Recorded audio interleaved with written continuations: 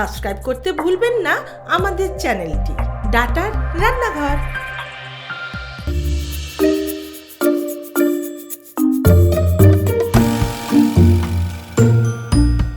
নমস্কার বন্ধুরা, আমি প্রিয়া এসে গেছি নবদ্বীপ থেকে। আজকে ডাটার রান্নাঘরে আমি একটা ঢ্যাঁড়সের রেসিপি তৈরি করে দেখাবো। তো ঢ্যাঁড়সটা তো অনেকেই অপছন্দ করেন, কিন্তু ডাটা গুঁড়ো মশলা দিয়ে রান্না করলে সাধারণ ঢ্যাঁড়সও ভীষণ টেস্টি হয়ে ওঠে। চলুন তো দেখে নেওয়া যাক সিম্পল পদ্ধতিতে টেস্টি ঢ্যাঁড়স কীভাবে রান্না করছি।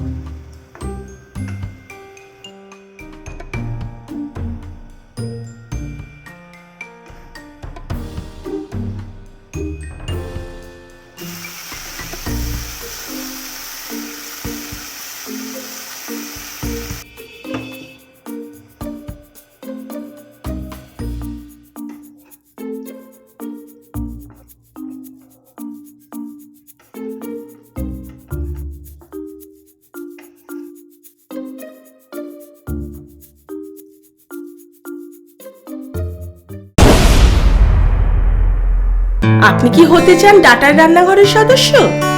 আপনার বিশেষ রেসিপিটা সব বন্ধুদের সাথে শেয়ার করতে চান?